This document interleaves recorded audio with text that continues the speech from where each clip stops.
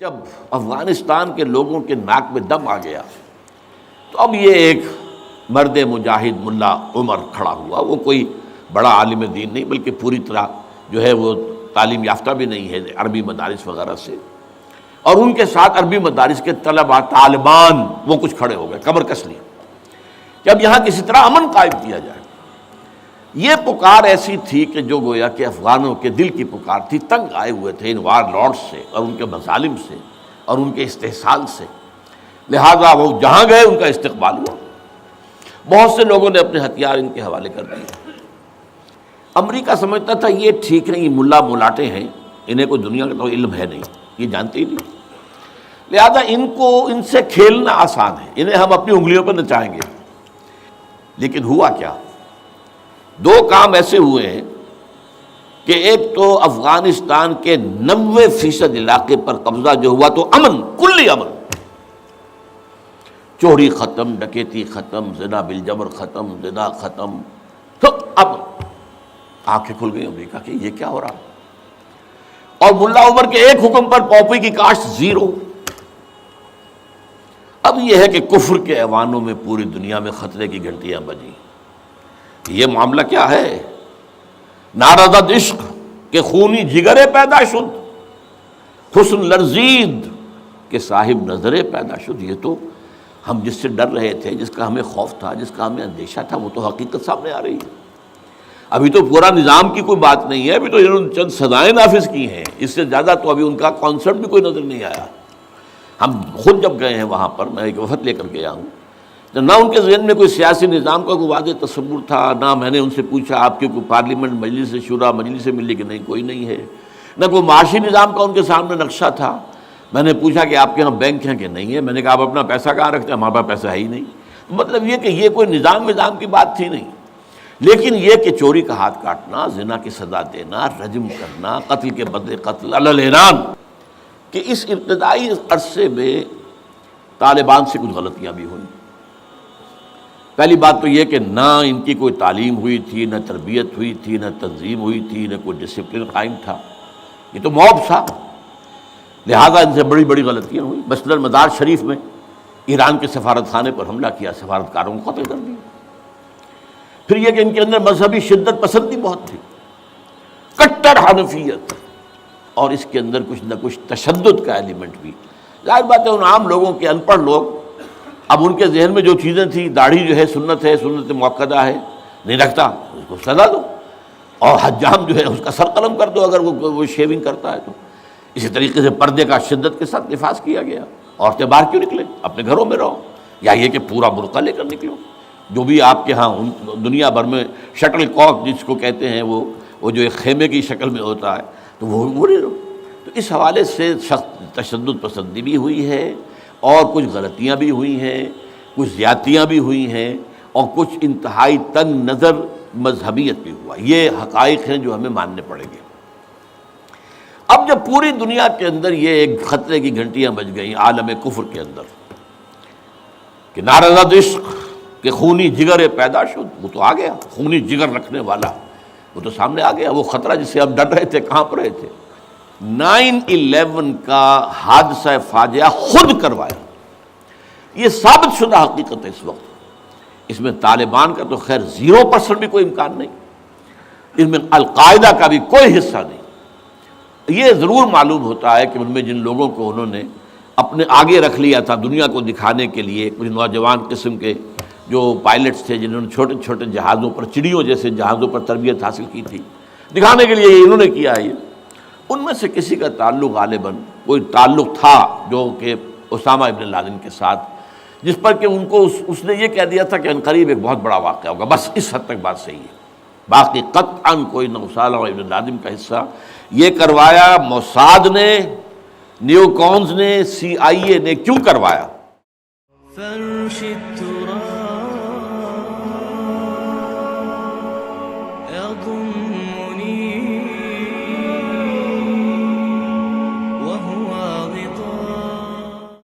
یہ طالبان کون ہیں, کہاں سے آ گئے ہیں؟ کوئی 30 سال پہلے تو ان کا کوئی تذکرہ نہیں تھا. ہاں افغانستان میں طالب علموں کو طالبان کہہ دیا جاتا تھا. اس پہلو سے تو وہ موجود تھے، لیکن طالبان ایک سیاسی یا عسکری قوت کی حیثیت سے کیسے منظر پر آئے، اس کے لیے ذرا سرسری سے آپ کو جائزہ لینا ہوگا افغانستان کی تاریخ کے پچھلے 30-35 سالوں کا. افغانستان میں آپ کو معلوم ہے کئی سو سال سے ایک بادشاہی نظام چل رہا تھا، اور اکثر و بیشتر بڑا اطمینان کے ساتھ چل رہا تھا، امن کے ساتھ چل رہا تھا. اگرچہ افغانستان کے جو دیہی علاقے تھے ان میں رہنے والوں کی جو اکثریت، عظیم اکثریت ہے، وہ بڑی شدید مذہبی انداز کی تھی. نماز، روزہ اور اس پردہ، حجاب، یہ ان کے کلچر میں شامل ہے. یوں سمجھیے کہ یہ مذہب ہونے کا پہلو بعد میں آتا ہے، ان کے کلچر کا جز ہے. لیکن یہ ہے کہ جو بڑے شہر تھے، خاص طور پر کابل، وہ پوری طرح ویسٹرنائز ہو چکا تھا بادشاہ کے نظام کے تحت. جب شاہ ظاہر شاہ آئے تھے ایک دفعہ پاکستان، ان کے ساتھ ان کی بیگم بھی تھی ملکہ، اور وہ سکرٹ پہنے ہوئے تھے، ٹانگیں ان کی ننگی تھیں. تو لوگ بڑے حیران ہوئے تھے، افغانستان، افغان بادشاہ کی بیگم جو ہے، افغان ملکہ اس لباس میں. لیکن واقعہ یہی ہے کہ کابل جو ہے پورے طور پر ویسٹرنائز تھا. اکثر و بیشتر وہاں بھی جو لوگ نچلے طبقات میں تھے ان کے اندر ظاہر بات ہے کہ مذہب کا وہ جو کلچر ہے ان کا وہ موجود تھا. اس کیفیت میں ایک سڈن چینج آئی جب سردار داؤد خان نے تختہ الٹا ظاہر شاہ کا، اور ان کی لیننگز جو ہیں، رجحان جو ہیں، وہ روس کی طرف زیادہ تھے. لیکن یہ کہ وہ کوئی خالص نظریاتی کمیونسٹ نہیں تھے. اس کے بعد آپ کو یاد ہوگا یکے بعد دیگرے کئی قتل ہوئے. سردار داؤد کو کسی نے قتل کیا، پھر اس کو کسی اور نے قتل کیا، پھر کسی اور نے قتل کیا. اور اس کے بعد آخر میں کیا ہوا کہ روسی فوجیں اور کرمل جو تھا اس کے ساتھ روسی فوجیں آ گئی. تو یہ جو ایک تبدیلی ہوئی ہے، اس کے خلاف جو ہے اسلامی قوتوں کی طرف سے ریزنٹمنٹ آئی. روسی فوجیں آ گئیں، اب ایک ریزسٹنس شروع ہوئی زبردست. ان میں سب سے پہلی ریزسٹنس جو ہے وہ در حقیقت جو جہاد شروع ہوا ہے وہ جہاد فی سبیل الحریت تھا. اس کی بنیاد مذہبی نہیں تھی بلکہ آزادی. اس لیے کہ افغان قوم جو ہے وہ غلام رہنے کی عادی نہیں ہے، اس کے لیے ذہناً تیار نہیں، جذباتی طور پر تیار نہیں. یہ پوری تاریخ کی حقیقت ہے یہ. چنانچہ اسی زمانے میں جب روس کے خلاف جنگ جاری تھی اور جہاد ہو رہا تھا افغانستان میں، تو مارگریٹ تھیچر ایک دفعہ آئی تھی پاکستان کے دورے پر، اور وہ طورخم پر جا کر انہوں نے خطاب کیا تھا کچھ لوگوں سے، جس میں بڑے تاریخی جملے مجھے آج تک یاد ہیں. We learned our lesson and the Russians will also soon learn their lesson. Afghanistan کے بارے میں ہم نے سبق سیکھ لیا تھا. ہم نے بار بار فوج کشی کی اور فتح کیا، لیکن اپنا قبضہ برقرار نہیں رکھ سکے. اسی طریقے سے بالفرض اگر روس نے قبضہ کر بھی لیا تو وہ یہاں رہ نہیں سکے گا. یہ سبق جو ہے ہم نے تو سیکھ لیا ہے، روسی بھی سیکھ لیں گے. پوری دنیا سے لوگ آئے، والنٹیئرز آئے، انہوں نے جانیں دی، انہوں نے وہاں پر محنتیں کی. اپنے کوئی انڈونیشیا سے چلا آ رہا ہے، کوئی برما سے چلا آ رہا ہے، کوئی فلسطین سے چلا آ رہا ہے، کوئی فلپائن سے چلا آ رہا ہے، کوئی تھائی لینڈ سے چلا آ رہا ہے، کوئی سعودی عرب سے چلا آ رہا ہے، کوئی مصر سے چلا آ رہا ہے، کوئی لیبیا سے چلا آ رہا ہے، کوئی چچنیا سے چلا آ رہا ہے. یہ سارے لوگ آئے وہاں، اس لیے کہ جذبہ یہ کہا گیا کہ یہ جہاد فی سبیل اللہ ہے. میں واضح کر چکا ہوں کہ میرے نزدیک وہ جہاد فی سبیل اللہ نہیں تھا. جہاد فی سبیل اللہ کی جو شرائط ہیں وہ یہ ہے کہ پہلے دعوت اور اس میں اتمام حجت، پھر جو دعوت کو قبول کرے انہیں منظم کرنا، ڈسپلن آرگنائزیشن میں لانا، ایک امیر کے تابع ہو کر اس سے بیعت کر کے، اور پھر یہ کہ ان کی تربیت، ان کا تزکیہ یہ ہو کہ دل میں سوائے اللہ کی رضا کے کوئی اور جذبہ باقی نہ رہ جائے. یہ مال و دولت دنیا یہ نہیں، کچھ نہیں، نہ حکومت نہ سیادت، صرف اللہ کی رضا. اور یہ کہ جذبہ اتنا ابھر آئے کہ تن من دھن حتیٰ کہ جان دینے کے لیے تیار ہو جائے. یہ ساری شرائط ہیں جہاد فی سبیل اللہ کی. ظاہر بات ہے کہ وہاں پر تو جو ایک دم حملہ ہو گیا اور روسی فوجی آ گئے تو نہ ان کاموں کا موقع تھا نہ اس کے لیے وقت تھا، وہ لوگ کھڑے ہو گئے. یہ جہاد فی سبیل الحریت تھا، آزادی کا جہاد. اور مسلمان جب آزادی کا جہاد کرتا ہے تو وہ بھی جہاد فی سبیل اللہ ہی کی ایک قسم ہے، جائز جہاد ہے، اس میں جان دینا بھی شہادت ہے. اگرچہ وہ جو ایک مثبت جہاد فی سبیل اللہ، وہ تو ہمیں سیرت صحابہ اور سیرت النبی صلی اللہ علیہ وسلم میں اس کا پورا نقشہ ملتا ہے۔ بہرحال ایک تو یہ کہ وہ کشش ان کو کھینچ کر لائی، دوسری طرف امریکہ نے وہ یہ چاہتا تھا کہ اسے نظر آ گیا کہ روس سے ایک تو جو بڑا پرانا اکاؤنٹ ہے، یعنی یہ کہ جو ویتنام میں روسیوں کے ہاتھوں شکست کھائی تھی امریکہ نے اور بھاگا تھا وہاں سے، تو گویا کہ اس کا بدلہ لینے کا یہ سنہرا وقت آ گیا ہے، اس سے بھرپور فائدہ اٹھایا جائے، اور یہ کہ اگر ہو سکے تو شاید اس حد تک بھی ان کے خیال میں ہو کہ یو ایس ایس آر کو ختم کر دیا جائے۔ میرے خیال میں ایسا نہیں تھا، وہ یہ نہیں سمجھتے تھے کہ یو ایس ایس آر ختم ہو جائے گا، لیکن یہ کہ بہت کمزور ہو جائے گا اور یہ کہ اس کی بلیڈنگ ہو جائے گی۔ اس کے لیے اس نے اس جہاد کا غلغلہ دوسروں سے بڑھ کر، مسلمانوں سے بڑھ کر جو ہے دنیا میں بلند کیا، اور ان جہادی لیڈروں کا کردار بنایا پوری دنیا میں، ان کی شخصیت کی امیجز بنائی ہیں۔ احمد شاہ مسعود کو دی لائن آف پنشیر، پوری دنیا کے اندر اس کے بارے میں جو ہے وہ دھاک بٹھائی گئی، تاکہ یہ لوگ زیادہ سے زیادہ لوگ آ جائیں، والنٹیئر مل جائیں۔ ہمارا آدمی تو کوئی نہیں مرے گا، ہم تو پیسے دیں گے اور ہتھیار دیں گے، مریں گے یہ مسلمان مریں گے، چاہے وہ افغان ہیں چاہے باہر سے آنے والے ہیں۔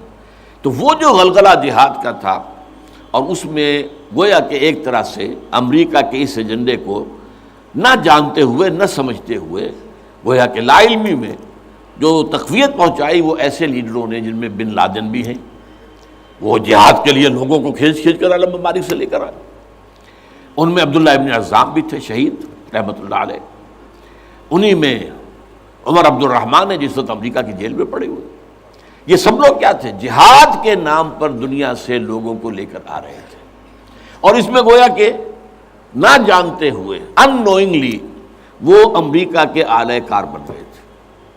بہرحال اس میں نتیجہ جو نکلا، مجاہدین جب مجاہدین کو فتح ہو گئی، ظاہر بات ہے اس میں دونوں فیکٹرز ان میں رکھیے، صرف مجاہدین کی سرفروشی اور جاں فشانی نہیں، امریکہ کے ہتھیار نے یقیناً اس میں ایک بڑا ڈیسائسو رول پلے کیا، خصوصاً تازہ ترین ہتھیار سٹنگر میزائل جسے دنیا جانتی نہیں تھی وہ دے دیا، اور اصل میں جو روسی فوج جو ہے دل برداشتہ ہو کر بھاگی ہے، اس میں سٹنگر میزائل کا بہت بڑا دخل تھا، کیونکہ ان کا سب سے بڑا ہتھیار تھا جو وہ گن شپ ہیلی کاپٹرز لے کر آتے تھے، اور وہ ظاہر بات ہے جہاں پہاڑوں کے اوپر بھی مورچے لگائے ہوئے تھے وہاں ظاہر بات ہے ٹینک تو نہیں پہنچ سکتے تھے، کوئی اور بمباری وہاں کرنا مشکل تھی، تو یہ گن شپ بڑے جہازوں سے بہت نیچے آ کر بمباری بھی ممکن نہیں تھی، تو گن شپ ہیلی کاپٹر سے جو بمباری وہ کرتے تھے، فائرنگ کرتے تھے، وہ ان کا سب سے بڑا ہتھیار تھا، اور اس کو بالکل ختم کر کے رکھ دیا سٹنگر میزائل نے، کہ میزائل آپ نے داغا ہے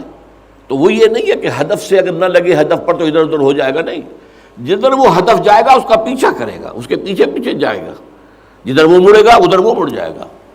دن مال کفر ہے سو دار، جیسے وہ کفر جو ہے جو رخ موڑ لے تم بھی رخ موڑ لو، اور وہ تباہ کر دیتا تھا گلشپ۔ تو یہ بہرحال جو بھی شکست ہوئی روس کو اور وہاں سے وہ چلا گیا، تو اس کے بعد امریکہ بھی فوری طور پر وہاں سے غائب ہو گیا۔ اس نے مجاہدین کے اندر گروپ بندی، باہمی کشاکش، یہاں تک کہ باہمی دشمنی کے بھی بیج بو دیے تھے، اور اس میں آئی ایس آئی بھی رول اس نے پلے کیا ہے۔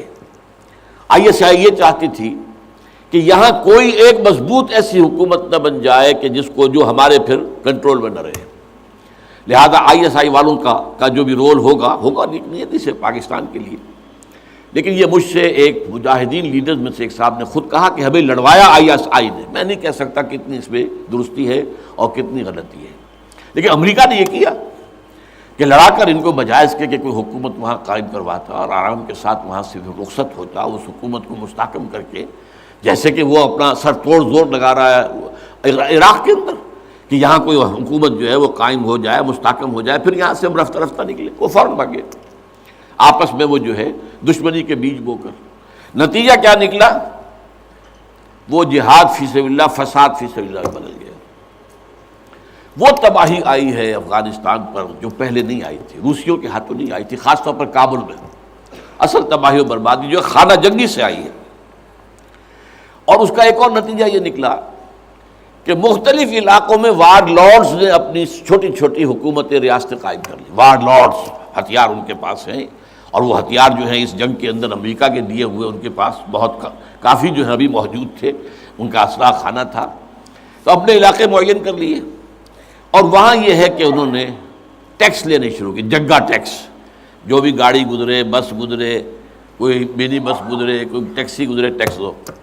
یہاں سے نکل کر اگلے میں گئے تو وہاں پھر ٹیکس دو، وہاں سے نکل کر اگلے کوئی وار لارڈ کا علاقہ گیا وہاں ٹیکس دو۔ اور نہ صرف یہ کہ ٹیکس، بلکہ وہ یہ بھی کہا جاتا ہے کہ وہ خوبصورت عورتوں کو بھی اتار لیتے تھے اور خوبصورت لڑکوں کو بھی اتار لیتے تھے۔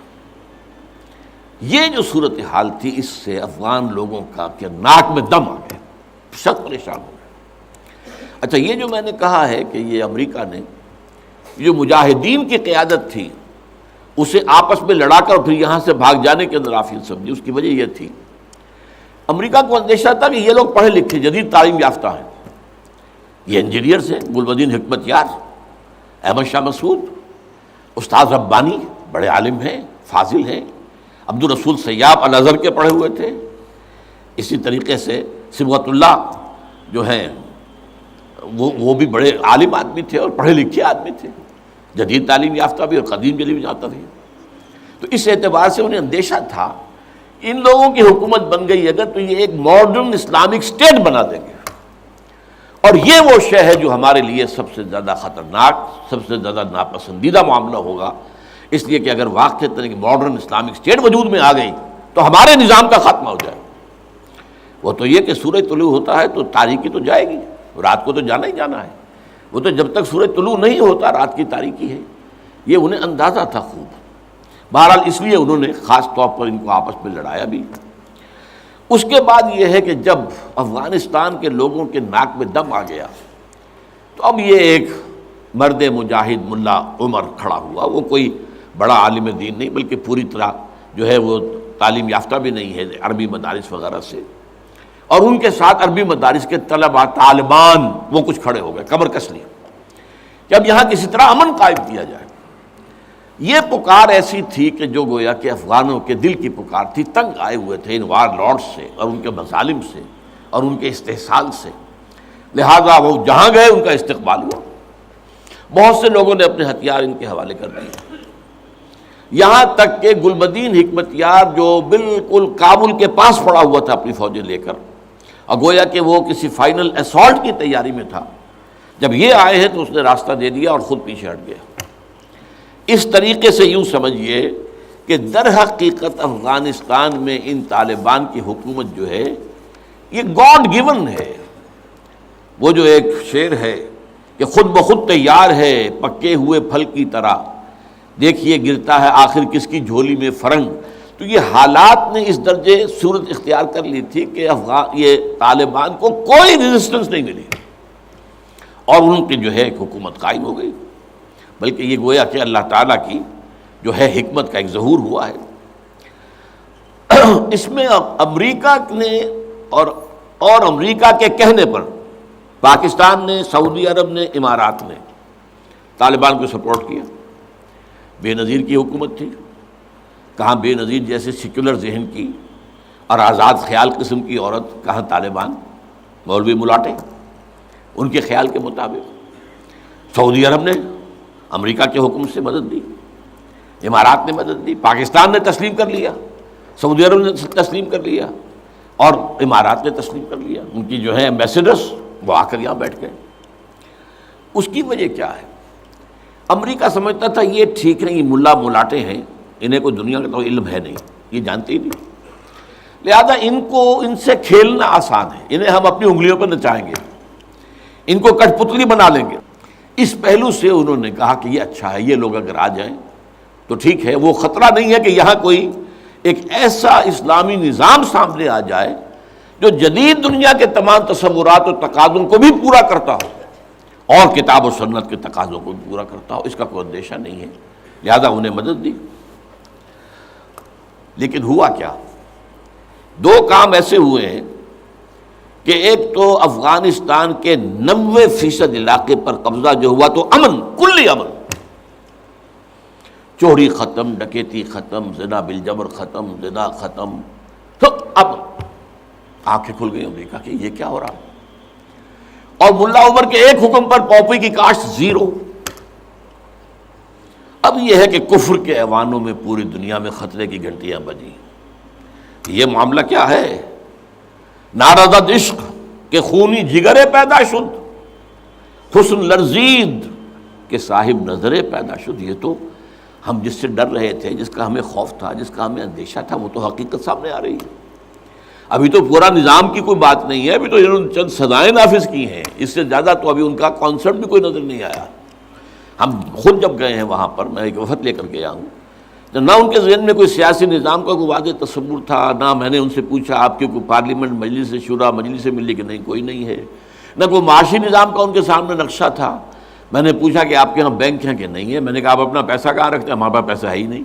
مطلب یہ کہ یہ کوئی نظام کی بات تھی نہیں، لیکن یہ کہ چوری کا ہاتھ کاٹنا، زنا کی سزا دینا، رجم کرنا، قتل کے بدلے قتل علی الاعلان میدان کے اندر، اور سر جو ہے قلم کرنا یا سینے کے اندر۔